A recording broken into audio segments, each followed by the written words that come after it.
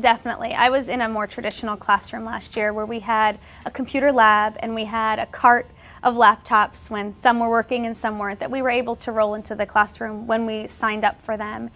And it's just like night and day, seeing the difference between having the access here at our fingertips.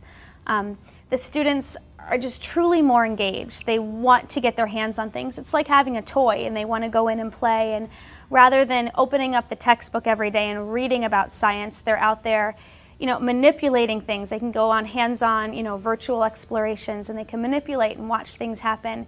And so they're not just reading about it, but they're then extending that knowledge, and it helps the engagement and it helps the retention because they have an experience to put behind it, not just a reading passage. They even like taking tests because we have the little clickers that they can use to take their tests, so they like to come in and take a test because they feel like they're doing a video game as opposed to just a pencil and paper test. So all the opportunities they have now, instead of just following the teacher instructions and going through the motions and getting it done, they're taking it further. They're creating websites and newspapers and videos and things that they never even knew they had the ability to do, and they're so proud of themselves for these things they can create that it just extends that learning and they want to keep going with it. So it's really neat to see them that involved and interested in what they're doing, and then you can link back and say, remember when we made this website, and they remember that information. They retain it much better. Are there specific features or functions about your document camera that you feel have been most beneficial or the easiest to use?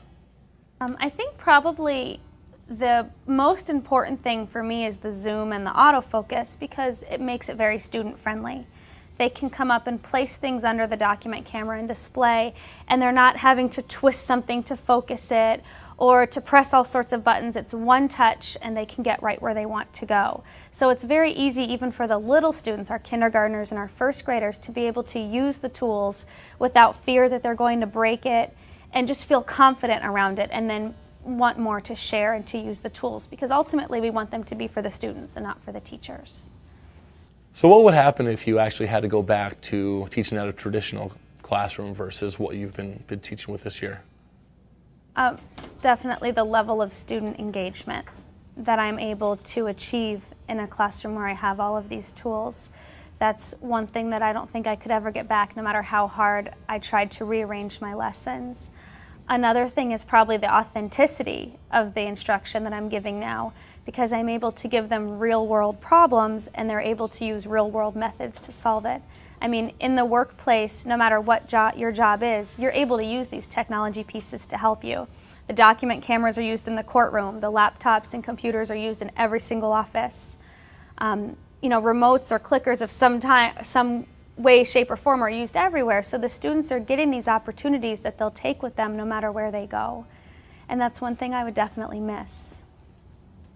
Well, definitely. I was in a more traditional classroom last year where we had a computer lab and we had a cart of laptops when some were working and some weren't, that we were able to roll into the classroom when we signed up for them.